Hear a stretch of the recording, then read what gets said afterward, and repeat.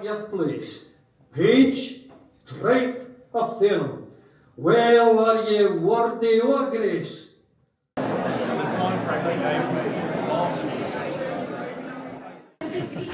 Which were taken in the 1920s dinner, so this was our first dinner after the war, and they wrote these words herself, and I think they're quite poignant. Today be every fault forgiven, in him of whom we joy. We take with thanks the gold of heaven, and leave the us alloy. Be ours his music as of spring, his sweetness as of flowers, the songs the bard himself might sing, in holier ears than ours.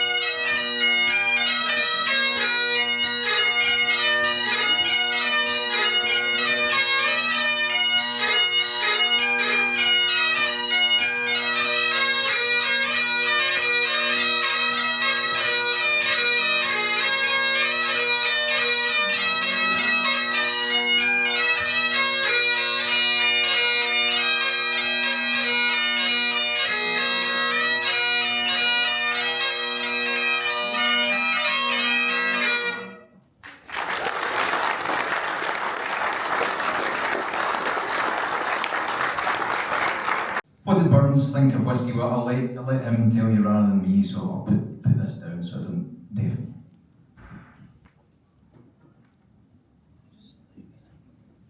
Oh thou, my muse, good old Scotch drink, whether through wimpling worms thou jink, or richly brown, rainbow with a brink and glorious fame, inspire me to lisp and wink, and to sing thy name.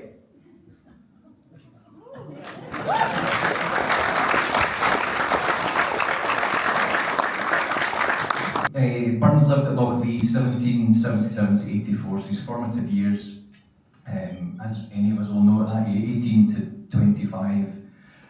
That's when you're, well, modern day, you're leaving school, you're going into work or college, university, whatever, so it's very important years. So these were all spent, and really that time shaped him as a person and as a poet. And most importantly, it's where a lot of his early works started. So yes, he was setting up the Bachelors Club and going to the local dance hall to brush up his manners. That's my favourite excuse for an 18-year-old to say why he's going to the dance. But anyway, this was a very important time in his life. So you could even in some of the letters he wrote, you can tell how impressionable he is at this stage, because one of my favourite lines, he's writing a letter to a good friend of his, and he describes going to the market over at Mochlin, and what we would probably call nowadays essentially people watching. So his phrase is, I was reading a page or two of Mankind, and I thought that's just a beautiful way of saying that I was just there to observe, and so he was just taking everything in. So yeah, very, very important time in his life. So I think if he could have fast forward 250 years from that point to see what his old farm has become, a whisky distillery, I think he'd have been quite happy. Helpful for me as well. Tonight, he, while living at Lochlea, wrote a poem about barley, so the key ingredient that we now use to make our whisky. So I'll just give you one quick verse. That's called John Barleycorn.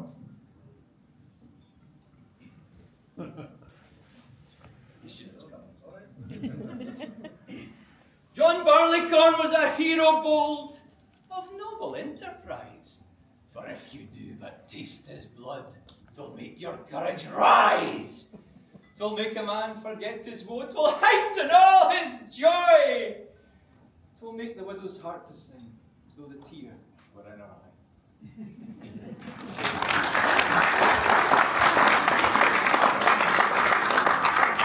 There's a lot of similarities with Burns and whiskey, but for tonight, the most important one to me is that they both bring people together physically. So they in a world where everyone's glued to a screen or a phone, the reason we're all here tonight is because of Burns, and we can share, enjoy talk about his life and enjoy a dram together. So both of these things, I think, have a very important part to play in modern society, and it's about human connection, actual real connection.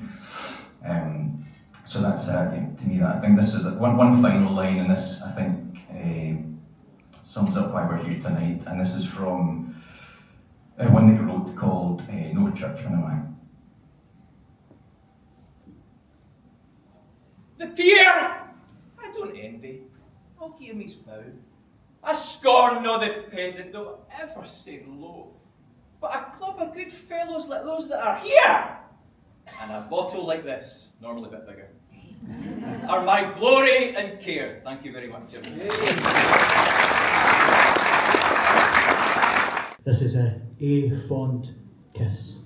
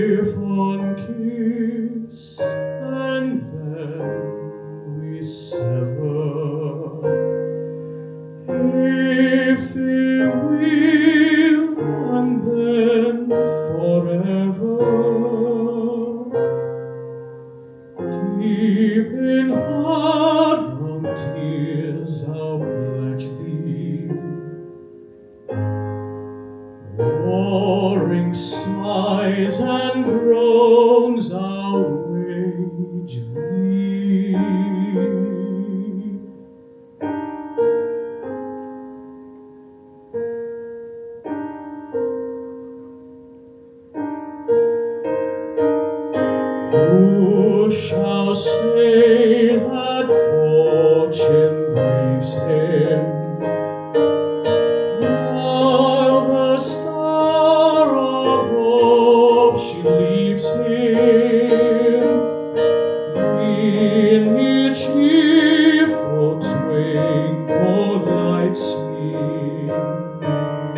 dark despair around benights me.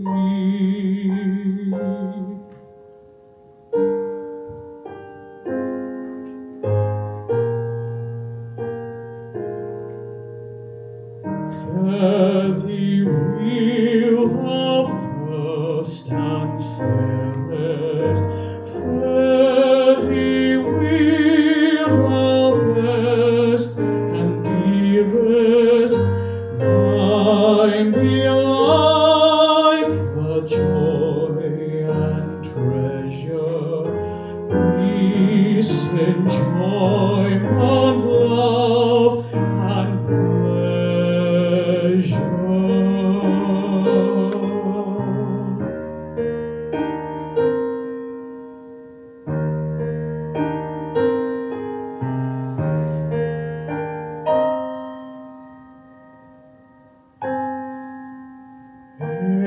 A fond kiss, and then we sever. A farewell, and then forever. Deep in her own tears I pledge thee, warring sighs and groans I'll wage thee.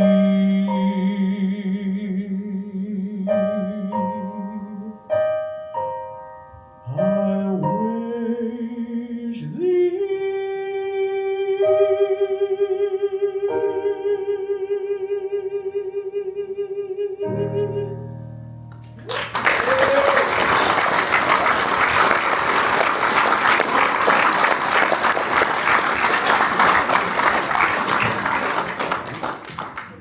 But to people who have emigrated to places like Australia, New Zealand, North America, and Canada, as Robert Burns wrote in his address to Beelzebub.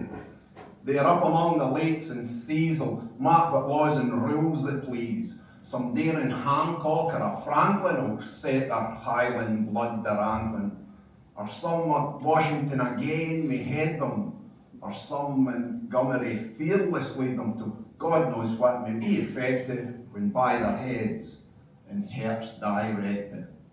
Pale dunghill sons, absolutely beautiful words. Burn suppers are also held in some diverse locations like Alaska, Argentina, China, and Auchinleck. Auchinleck, someplace just up the road, I don't know if you know, but the toothbrush was invented in Auchinleck. Well, it must have been, because if it was invented anywhere else, it would have been called a teeth brush.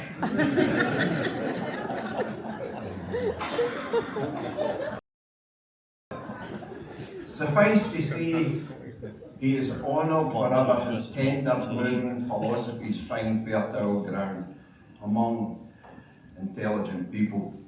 No other poet or modern writer has enjoyed such international acclaim. 'Twas in this place of Scotland's Isle that bears the name of Auld King Coil upon a bonny day in June when wearing through the afternoon. That's a few verses for the twa dogs. In my opinion, a very important poem in Robert Burns' life, as this is the first verse in the first poem in his first book, the Kilmarnock editions, or Poems Chiefly in the Scottish Dialect. A book that changed Burns' life and our life, because it was because of that book that kept him here and not to emigrate to Jamaica. And yet, following that critical acclaim, the 27-year-old Burns was keen to explore possibilities for capitalising further on his work, and on the 27th of November in 1786, he set off from Mosgiel on horseback, on a borrowed horse, to Edinburgh.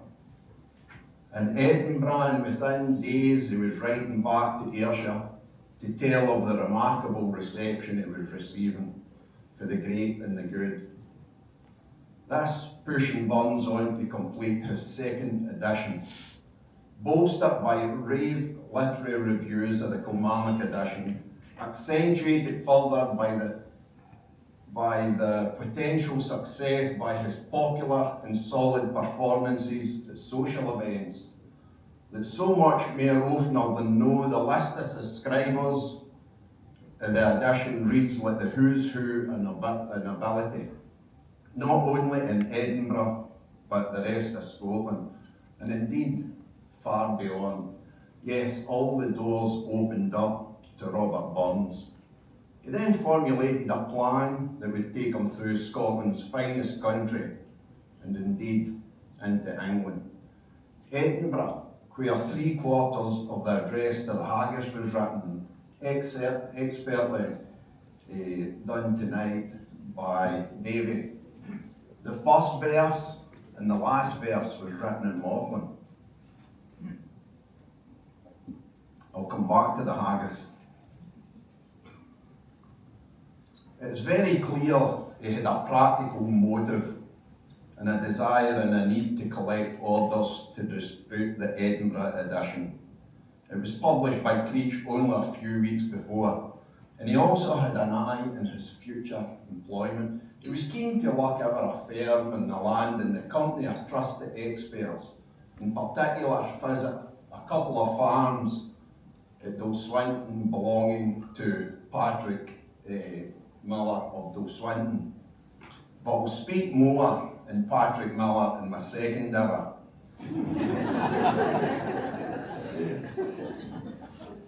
Ainsley was the son of Lance Stewart, that's who he went to on the tour with, in Douglas's Berwickshire estates.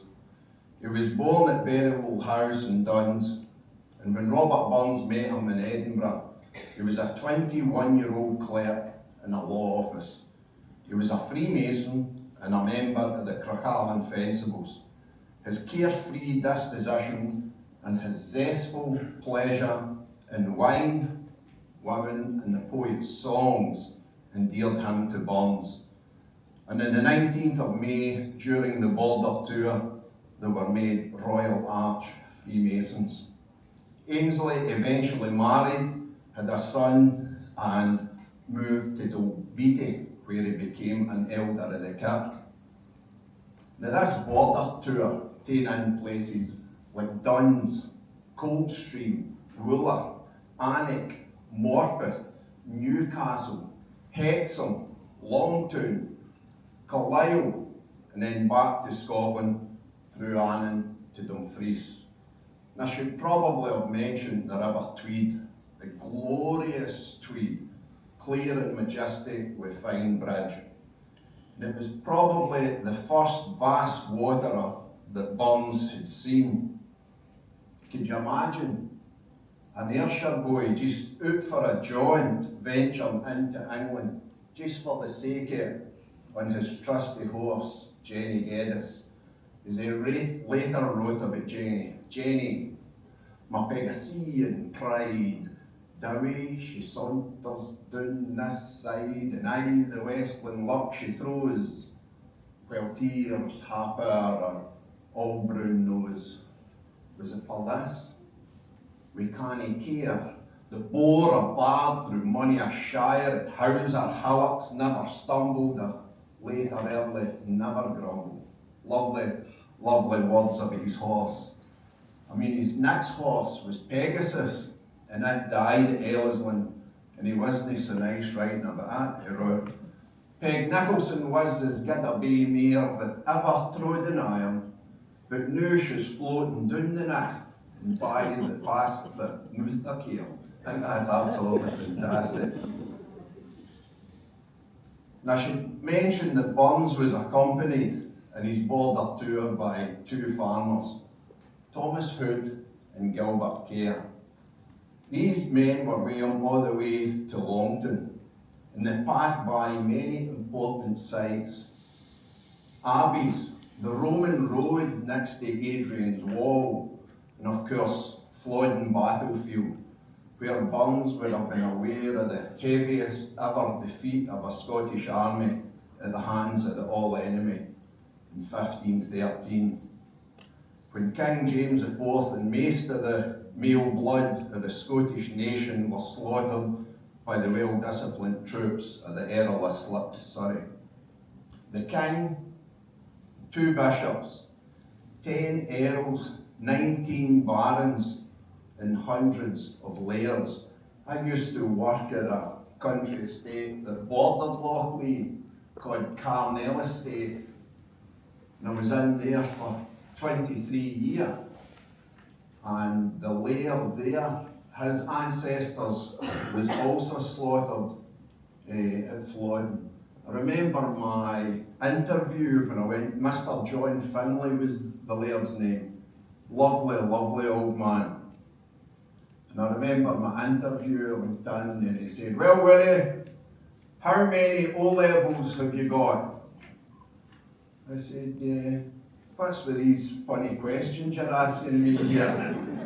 He said, "Right, never mind that, Willie." He says, "Tell me, can you make tea?" I said, yes, I can make tea." He said, "Tell me, Willie, can you drive a forklift?" I said, yes, I can drive a forklift. I said, "But tell me, what size is this teapot?"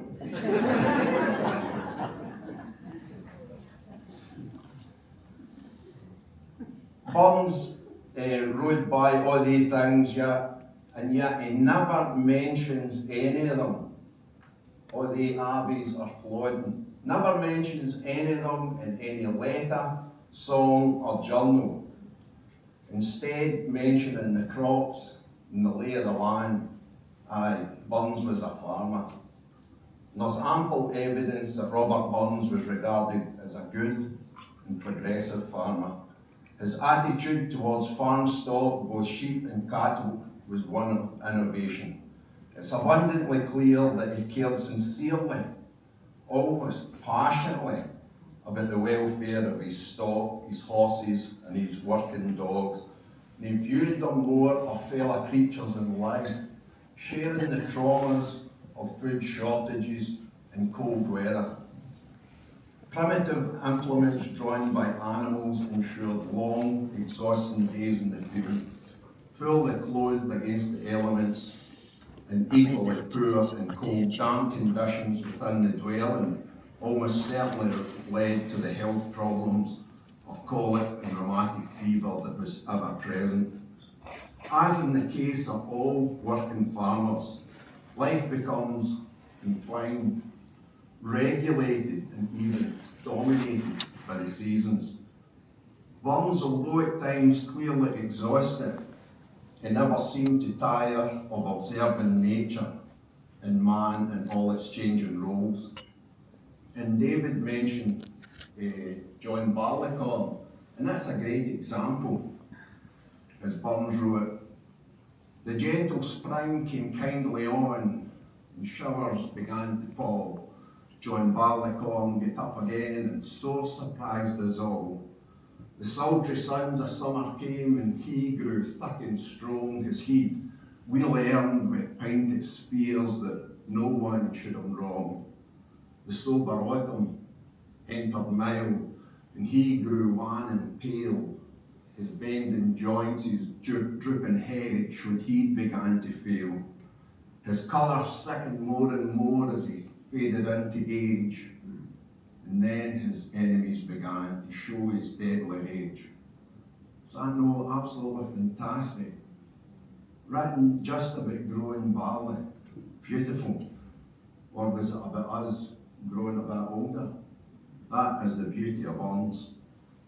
All within the full range of the natural scene. Burns referred to the natural elements in many occasions. Quite remarkably, a total of 2,880 references, unsurpassed by any poet then or since.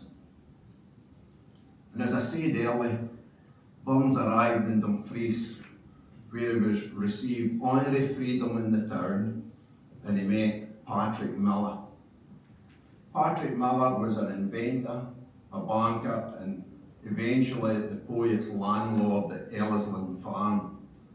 He was president of the Court of Session, but he started his career as a sailor, which stimulated a lasting interest in navigation. He later became the banker in Edinburgh. But Miller started extensive experiments in scientific agriculture. He invented a drilling plough, a new threshing machine, and the introducing of feeding a cattle on steamed potatoes. His interest in navigation led him to finance the construction of William Symington's pioneering steamboat, which heralded the revolution in marine propulsion. This vessel first tested sail in Dalswinton Loch in Dumfriesshire on October 1788, with Burns supposedly on board as a passenger. In later years, the King of Sweden wrote to Patrick Miller for the building design, because he had a desire to build his own steamship. As payment, the King of Sweden sent Miller a packet of seeds to plant, as it was a similar environment to Sweden. That plant was turnip seeds, first grown in Dumfriesshire, and within 10 years it was been growing all over Britain. So let's have a quick sum up here. We mentioned John Barleycorn and his whisky, we mentioned the haggis, we mentioned the steaming of potatoes, I've mentioned Patrick Miller and Ainsley, who was his good friends. Ladies and gentlemen, does that not sound like a perfect bun supper to you? All the qualities. Burns has been woven into the very fabric of our national consciousness, along with his heroes, William Wallace and Robert Bruce. On nights like this, clubs are drawn together by Robert Burns' shining ray to celebrate Caledonia's bard. The lad that Ince was born in Kyle was laid to rest in pompous style, and ere his grave they placed a screed that common people canna read. But while the purple heather grows and while the Afton water flows, each year, ladies and gentlemen, his memory we will propose our illustrious Robert Burns. Ladies and gentlemen, can I ask you to be upstanding and toast with me the immortal memory of Robert Burns.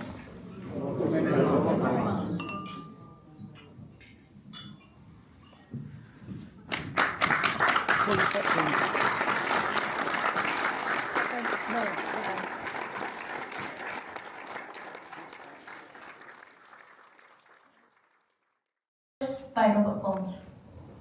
Oh, where did he gone? Growling fairly. You impudence, potentiously. I canna say, but you struck rarely. Gauze and lace. Though faith I fear ye down, but sparely on sick a place. You ugly, creeping, blasted winner, detested, shunned by sont and sinner. How dare ye set your foot upon, oh, say fine a lady. Go somewhere else and seek your dinner in some paired body. Swift in some beggar's half sold. There ye may creep and crawl and sprottle, where the kindled jumping cattle and shows and nations, where home nor bin their door and settle your thick plantations. Now hold you there, you're at a sight, below the thatch snug and tight, nae faith ye yet, you'll no be right until you've got on it. The vera tap is turning hard to Mrs. Bonnet. My sooth, ain't bulgy set your nose out, is plump, and grey is only grows it. Oh, for some rank mercurial rose it, a fell red smell, and you, sick a healthy dose of it, would dress your bottom. I wouldn't be surprised to spy you in an old wife's flaming toy, and even some bit dirty boy on his wily coat. But Mrs. Fine naughty! Oh, fie, how don't you dare! Oh, Jenny, didn't toss your head and set your beauties all ablaze? You little ken what constant speeds the blast is marking. The winks and finger ends are dreads unnoticed tacking. Oh, what some poor the gifted years to see ourselves as others sees. It went frae money a blunder phrase and foolish notion, where ales and dress and gatewood lays, even devotion.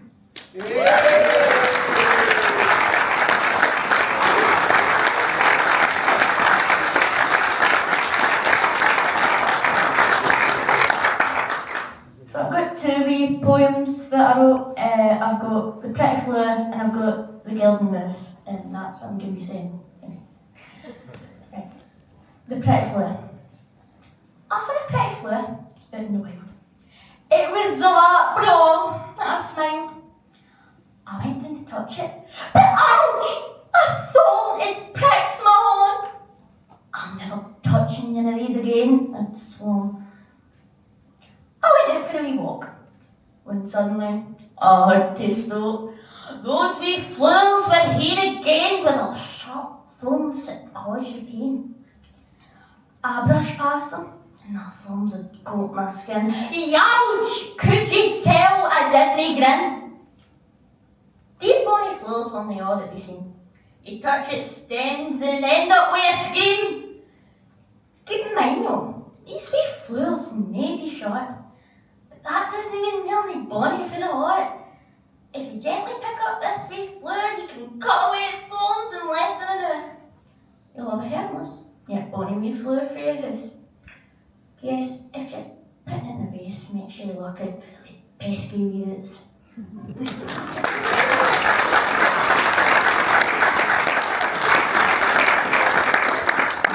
The Gilded Mouse. Oh, where you gone, me man? Scurrying along my gilding? Oh, you're a pain, you can. Well, at least you'll know where old Jen. She'd scare you, Gilded Mouse. Just she'd scurry out of your house.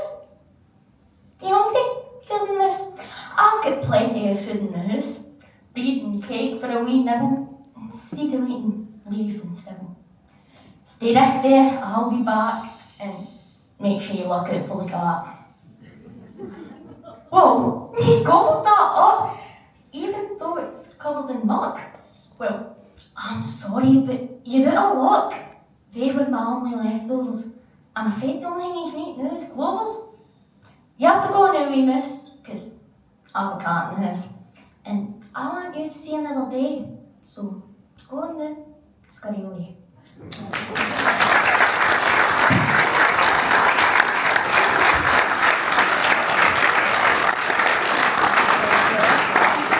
Can you believe she's only 12 when she writes like that? I really do think we'll be seeing her on the stage in the future. Or like, we'll be saying, oh, you know, we've seen her at Alloway Burns Club 20 years ago, and she'll be like winning awards and everything. I'm just going to ask Euan, are you going to give us another couple of wee songs, Euan, yeah?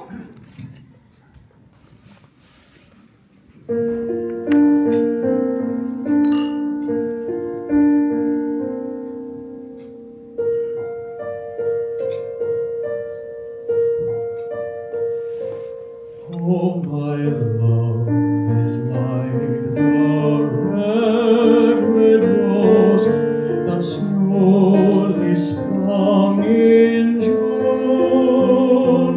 Oh, my love is like the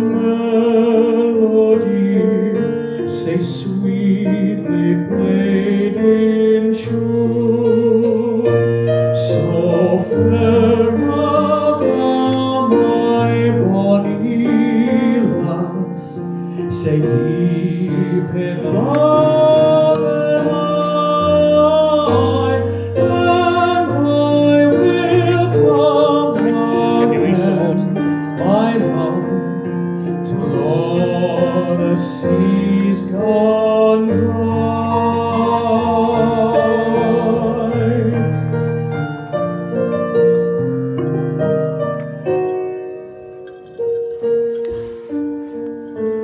Till all the seas gone dry, my dear, and the rocks melt with the sun. Oh, and I will love thee still, my dear. The sands of life shall run, and fare thee will my only love, and fare thee will a while, and I will come again, my love. Those were 10,000 miles, though it were 10,000 miles.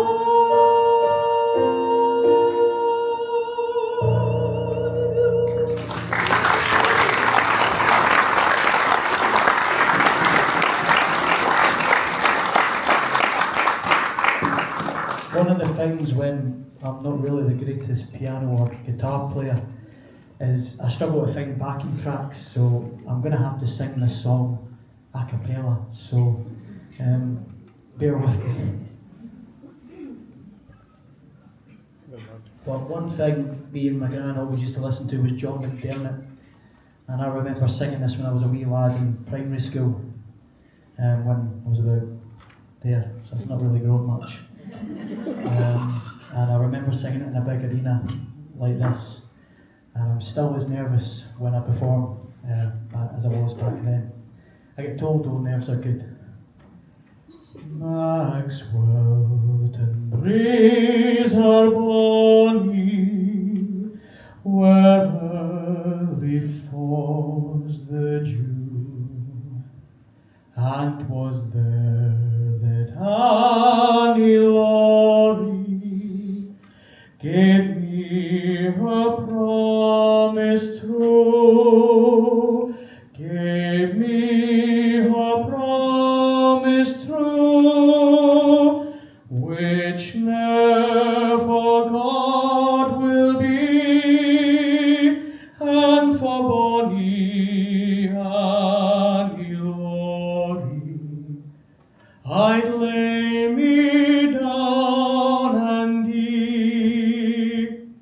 Her brow is like the snowdrift, her throat is like the swan, her face it is the fairest that the sun shone on, that the sun shone on, and dark blue is her ear, and for bonny Annie Laurie I'd lay me down and die, like dew on the gowan lion is the fair of fairy feet, and like winds in summer sighing, her voice is low and sweet, her voice is low and sweet, and she's all the world to me. But for bonny Annie Laurie I'd lay me down and die, but for bonny and Laurie. I'd lay me down and eat.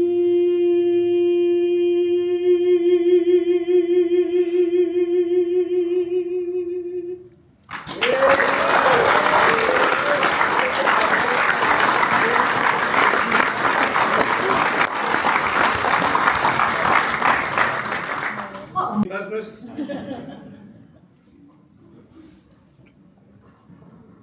How's that? Can you hear me? Let's see if I can figure this out. Madonna never had this trouble, Davie. Good evening again. So before I start, I was thinking about Tam O'Shanter and the importance that it has to this place where we are tonight. You know, this poem, tale, a cautionary tale, will be told at countless burn suppers all over the world this weekend. But yet it's set right here where we are tonight. We've got the old kirk 50 yards in that direction, and it comes to a crescendo at the Brig down 50 yards in that direction. And when Burns wrote this, I'm sure he envisaged in his mind Tam O'Shanter on his grey mare Brig, scalping from the old kirk to the Brig, right through this dining room. That's the crow flies. Woof! So how fortunate are we tonight to be here, right in the heart of where it all takes place.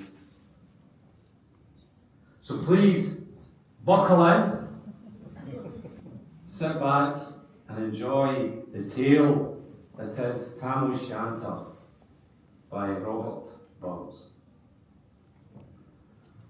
When Chapman Billies leave the street and Dorothy neighbours meet, as market days are wearing late and folk begin to tack the gate, while we sit boozing at the nappy, getting food and unca happy. We think nah on the Langscott miles, the mosses, waters, slaps and stiles that lie between us and our hame, where sits our sulky, sullen dame, gathering her brows like gathering storm, nursing her wrath to keep it warm. This truth found honest Tam O'Shanter, is he for air in a dead canter? All there, when there are two surpasses for honest men and bonny lasses. Oh, Tam, had doubts but been so wise as to take thine ain wife Kate's advice. She told thee weel thou was a skellum, a blethering, blustering, drunken blellum, the frae November till October, market day thou wasna sober, the ilka melder with the miller, thou sat as lang as thou had siller, and every nag that cad a shoe on, the smith and thee got roan fu on. That in the Lord's house, even on Sunday, I drank my cups and gin till Monday. She prophesied that late or soon thy will be found deep drowned and doon, or catch by warlocks in the muck, by Alloway's old haunted kirk. Oh, gentle dames, it gives me great to think how mony counsels sweet, how mony lengthened sage advices the husband for the wife despises. But to our tale. Market night, Tam had got planted uncorrect. Fast pan Engel bleezing finely, with reaming swats that drank divinely. And at his elbow, Suitor Johnny, his ancient, trusty, truthy crony, Tam loved him like a very brother. They had been through for weeks together. The night drave on with sangs and clatter, and aye, the ale was growing better. The landlady and Tam grew gracious. With secret favours sweet and precious, the suitor told his queerest stories. The landlord's laugh, ha ha ha, was ready chorus. The storm without might rear and rustle. Tam didn't he mind the storm a whistle. Care mad to see a man stay happy. He'd drown himself amongst the nappy. As bees flee hame where lays their treasure, the minutes wind their ways with pleasure. Kings may be blessed, but Tam was glorious over the hills of life victorious. But pleasures are like poppies spread. He sees the flower, its bloom is shed, or like the snow falls on the river, a moment white, then melts forever. Or like the borealis race that flit here, ye can point their place, or like the rainbow's lovely form, vanishing amidst the storm.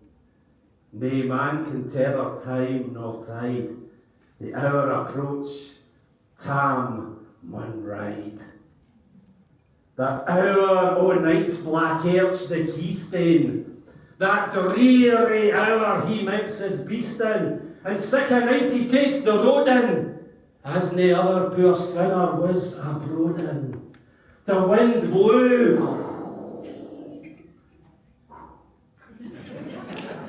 as could blow its last, the rattling showers rose on the blast, the speedy gleams the darkness swallowed, loud, deep, and lang the thunders bellowed. That night a child might understand the deal had business on his hand.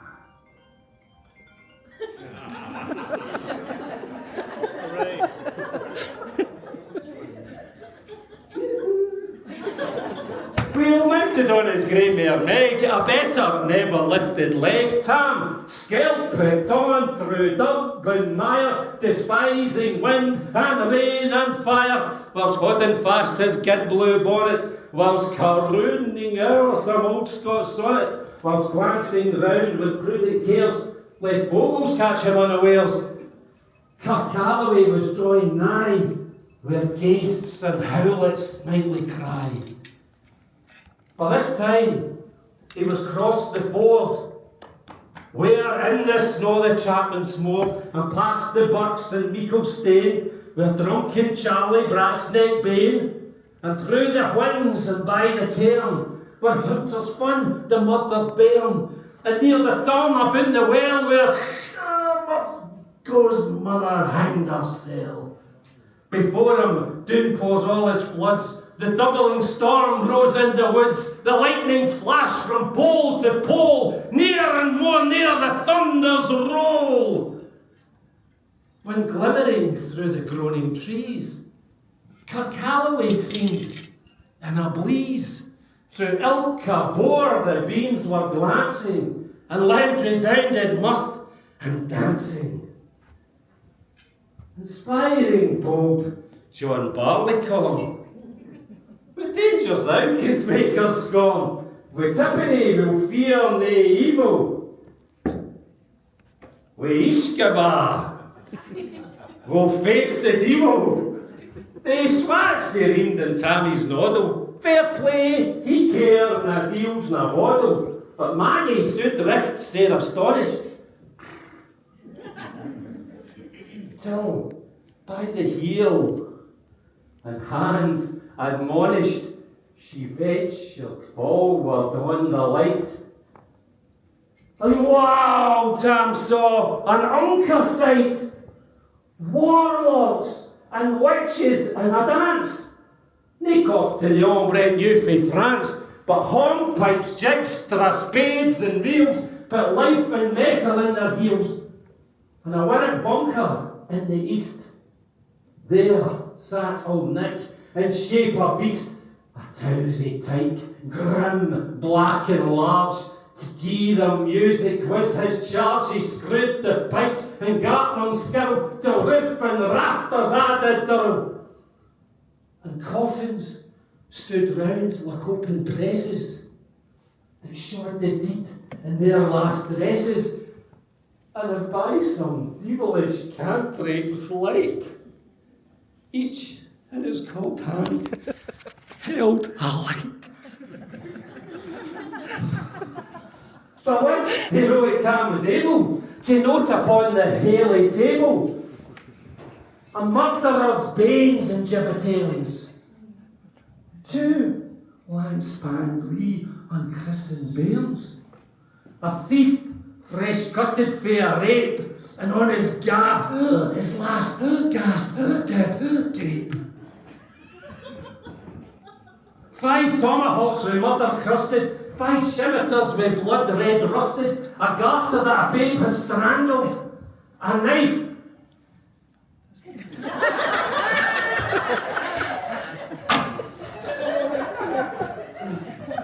A spoon, a father's throat and mangled, whom his ain son a life bereft. The grey hairs yet stack to the heft, and mail. Oh, so terrible and awful, to even mention would be unlawful. As Tammy stood, amazed and curious, the mirth and fun grew fast and furious. The piper louder blew, the dancers quicker flew. They set, they reeled, they crossed, they clicked, till ilka Carlin swat and reeked and kissed their dunnies to the work, and linked at her in her sack. Oh, Tam, had they been queens? Oh, plump and strapping in their teens, their sacks instead of creasy flannin, been Snow White 1700 linen. Their breeks are mine, my only pair, that yets were plush with good blue hair. I would have given them half my hurdies, for a blink o' they bonny birdies. But with their bell drums, old and droll, Brig witty hags with speen or foal, all loud putting them flinging on a crummock. I wonder did they turn their stomach? But Tam kent what was went through brawly. There was young Winsome mentioned Wally that night enlisted in the corps, lang after kenned on Carrick shore. When mony a beast to dead she shot, and perished mony a bonny boat, and shoot baith meikle corn and beer, and kept the countryside in fear. Her cutty sark, o Paisleyham, the whilst the lassie she had worn, although in longitude was sorely scanty. It was her best, and she was vaunty. Oh, little ken I reverend granny, that sark she caught for her wee nanny, with twop unscotched was all her riches, but ever grace the dance of witches. But hear my muse, her wing Moncur set flights are far beyond her power, to sing how nanny lap and flang. A supple jade she was and strang, and who Tammy stood like young bewitched, and thought his very een enriched.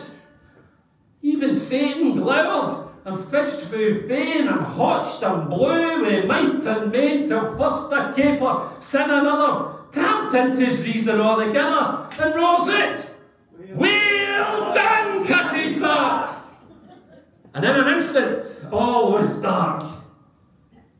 And scarcely had Maggie rallied, when out the hellish legion sallied, as bees buzz out the angry fight, when plundering helps her sail their bike. As open pussies sportle foes, when pop she starts before their nose, as eager runs the market crowd, when catch the thief resounds out loud. First Maggie runs, the witches follow, when one an eldritch screech and hollow. Oh, Tam, you'll get thy faring, In hell they'll roast you like a herring, and when thy Kate awaits thy coming, Kate soon will be a woeful woman. Now dare I be the utmost meg, and win the key stain of the brig. There at then my tail may toss, a running stream there down across. But on the key stain she could make, but faint her tail she had to shake, as Maggie far beyond the rest, hard and noble Maggie pressed and flew at Tam with fury a settle.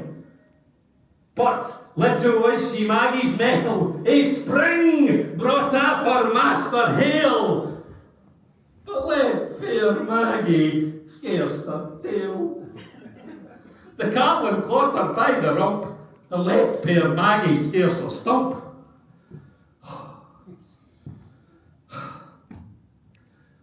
Whomever this tale of truth shall read, ilk man and mother's son take heed.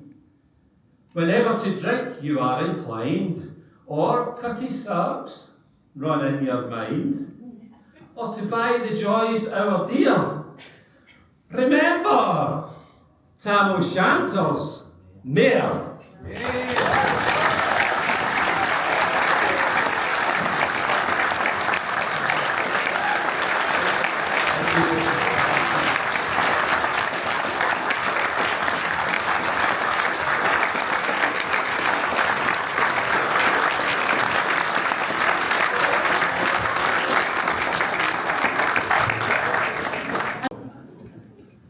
Snug in your bed in a winter's night, for wind and rain you're up at tight.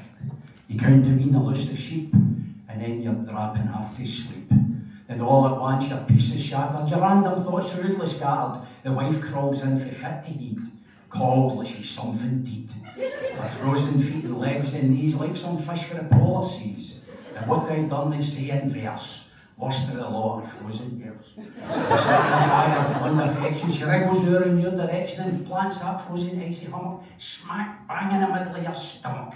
Your hand was gasp for indrawing breath, you shrink away as if for death, but she keeps wriggling till she's captured that wee warm bit you've lain in rapture. And though you know you're sure to perish, you promised I to love and cherish, with kindly thoughts indeed superior to thaw that lassie's called hysteria. But thank the Lord that by the law, you've only got one wife to thaw.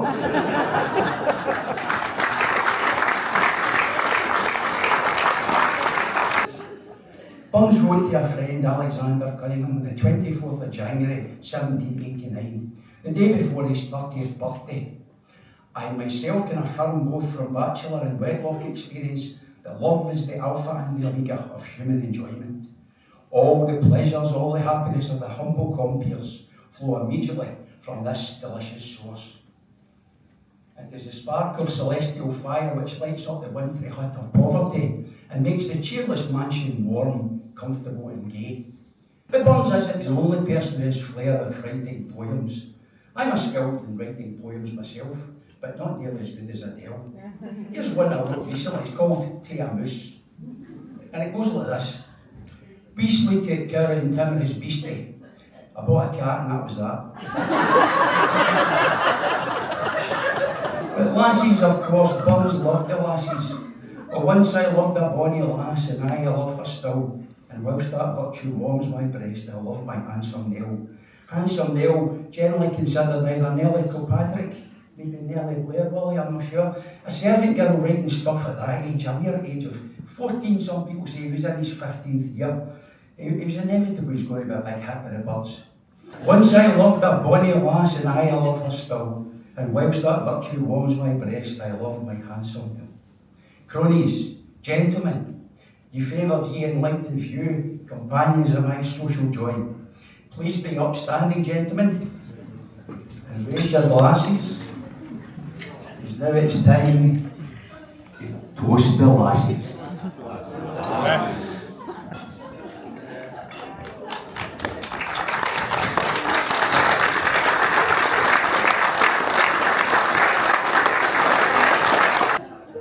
As our young Martin has become a polymath, a master of much, we pay homage to the fact that young Burns was undeniably a master of language and song, indulging in research and celebration of the lived experiences of us women.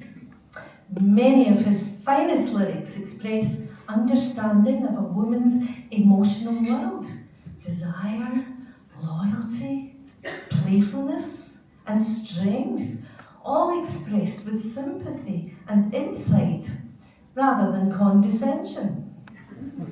The wisest man the world e'er saw, he dearly loved a lassie's o.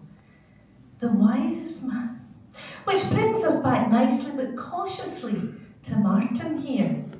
Admire the women, respect the power, and know your place. Now, Robert Burns learned this early in life. Our male midwife learned it quickly. And every wise man in the room has learned it the hard way. Yes? Maybe not, they're all great, these guys. Martin, you're an extraordinary man and much respected in this room here. As another bard, most likely studied by Burns, Shakespeare put it. Sigh no more, ladies, sigh no more. Men were deceivers ever. 1 foot in sea and 1 on shore, to one thing constant never. Burns was able to reason. A woman can make an average man great, and a great man average. Jean Armour met her robe, the love of her life, while she was doing the laundry out in the bleaching greens in Mochlin. Well, for sure Robert Burns knew he wasn't going to be taking any chances with his shirts. Jean, the lassie who loved a poet and married a man. She loved him, but she endured a lot with dignity and strength. And on the very day she married him, she gave birth to his child. Although I shouldn't imagine it was a male midwife, eh? No. Jean was no silent partner. She was his rock.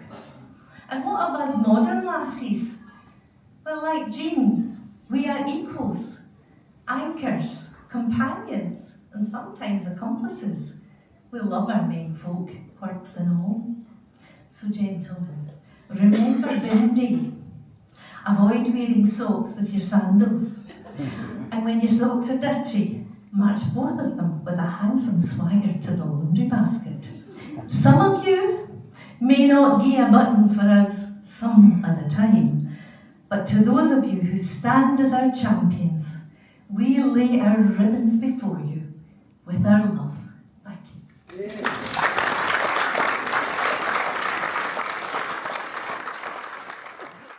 We're starting to come to the end of our evening, but I'm still going to ask Euan if you'll actually sing Green Grow the Rashes off for us, which actually is about the lassies.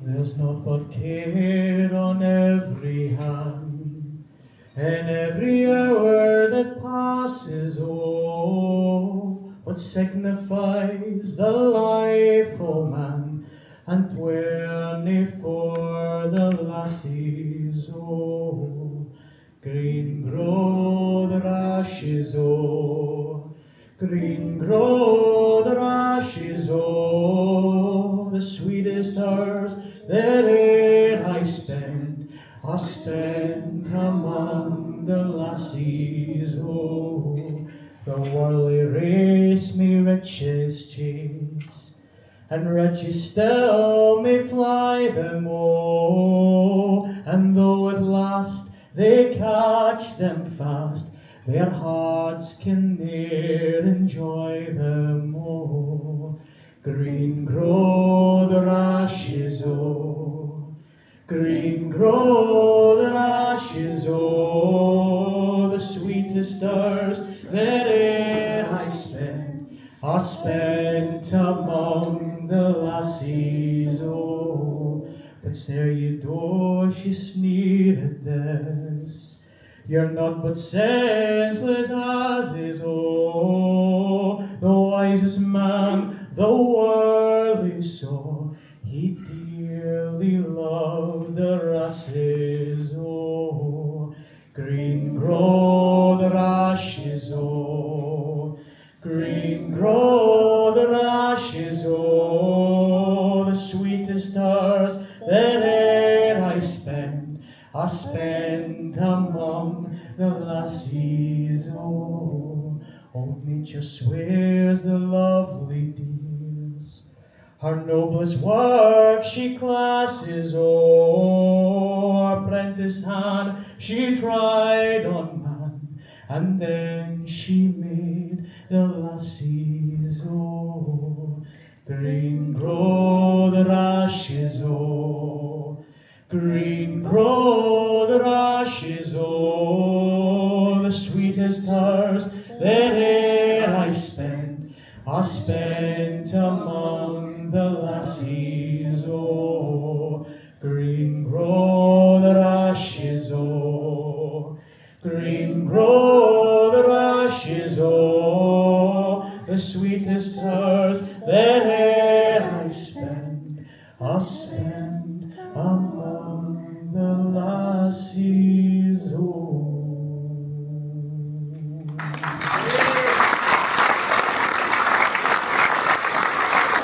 And I know we have some new faces, and this might have been your first event with us, so I hope you've enjoyed sharing our absolute passion that we all have for Robert Burns. I'd now like to invite Syne, bless him, we've got so much on him tonight, we really have. I'd like to invite him up to do the vote of thanks.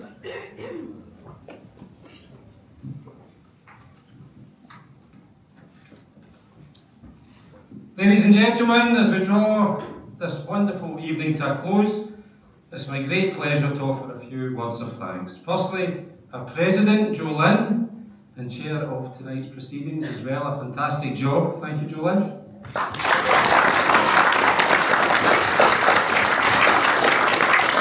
Jolyn leads the committee who have done a tireless job behind the scenes getting today and tonight ready.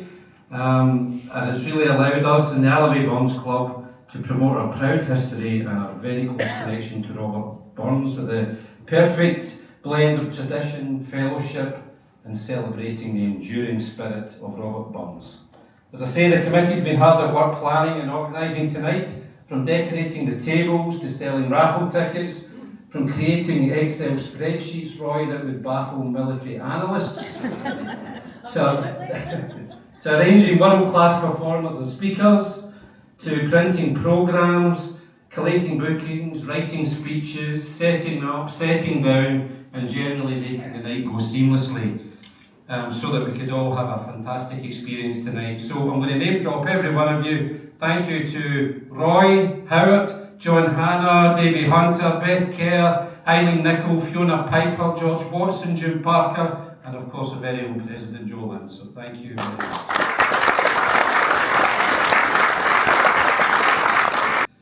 Next, a huge thank you to our speakers tonight, Willie Dick, for your immortal memory.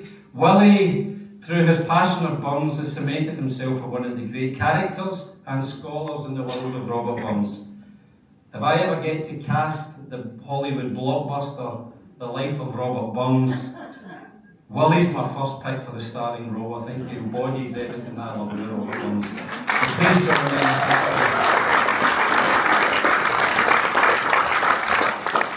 Martin, for your brilliant trousers.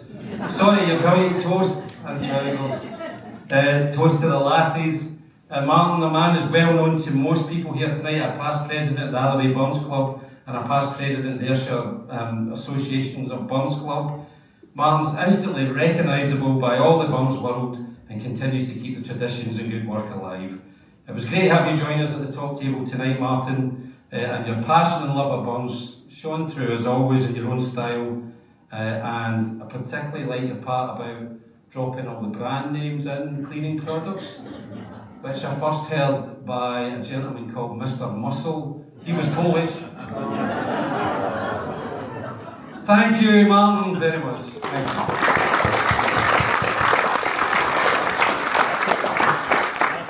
you. We just heard from the brilliant Lynne Vint there. Thank you so much, Lynne, for your witty and observant reply to toast to the lassies.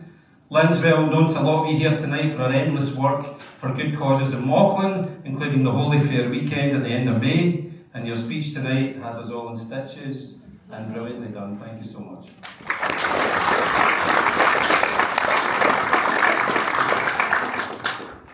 Next, on to our amazing performers tonight, Davie Hunter for addressing the Haggis, with the biggest skiing do I've ever seen, by the way. And he made that himself.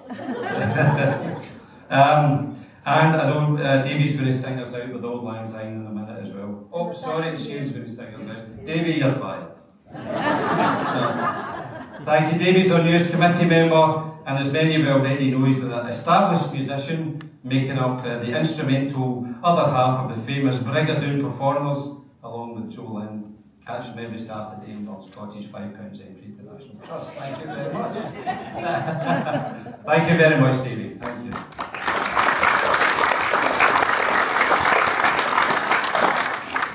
Euan for entertaining us tonight with your amazing singing. What a voice, I think everyone will agree.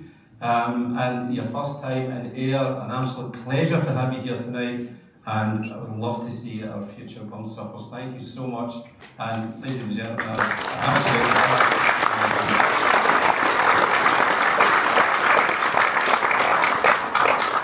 Now, something that caught me by surprise, a person tonight I thought was absolutely outstanding, and it was Adele. Yay. Absolutely brilliant. Superb, witty, full of expression, and your own poems as well were absolutely brilliant. So thank you so much, Adele, and for your mum Louise for bringing you tonight. So let's hear it again for Adele.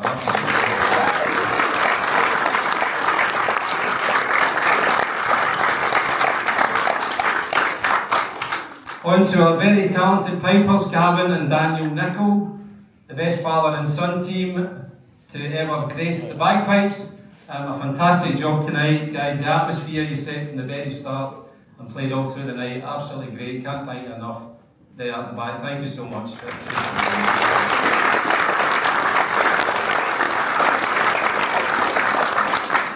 To all our performers and artists, your words have stirred both our minds and our hearts, and you've reminded us why Burns poetry and values still speak so powerfully to us today. Thank you for bringing the Bard's work and words to life with such passion. May we carry with us the camaraderie, the inspiration and the joy we've shared this evening. Thank you to all of you for coming along. Give yourself a huge round of applause.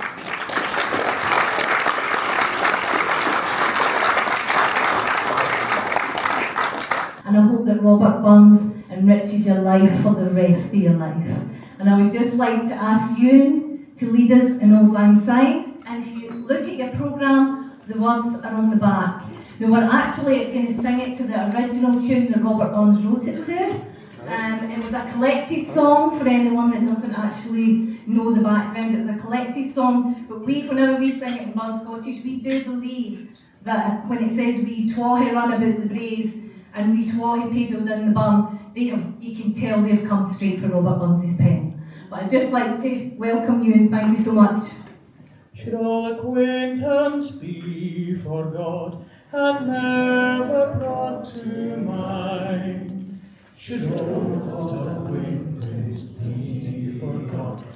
Oh, for Auld Lang Syne, for Auld Lang Syne, my Joe, for Auld Lang Syne, we'll take a cup of kindness yet. Oh, for Auld Lang Syne, and surely you'll be yours still, and surely I'll be mine, and we'll take a cup of kindness yet. Oh, for Auld Lang Syne, for Auld Lang Syne, my dear, for Auld Lang Syne, we'll take a cup of kindness yet. Oh, for Auld Lang Syne, which were here on about the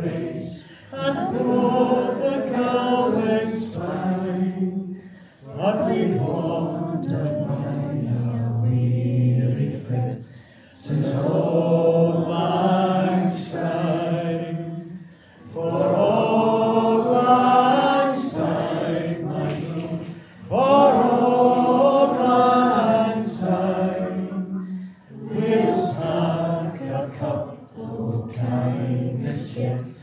Oh, for old lang syne, which were he crackled in the barn, frae morning sun till dine.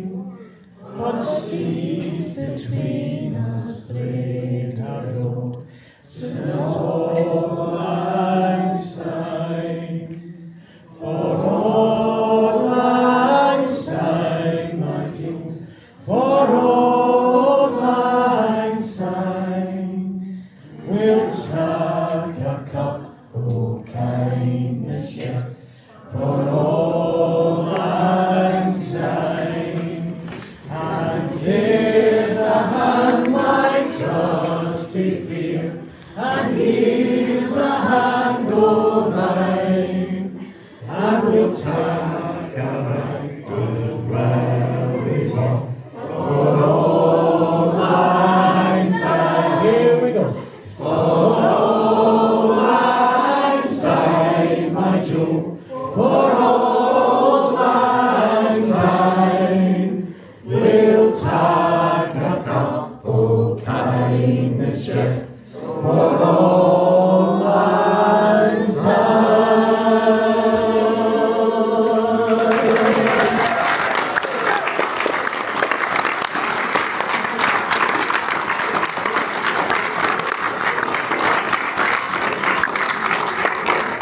Thank you so much, folks, and good night.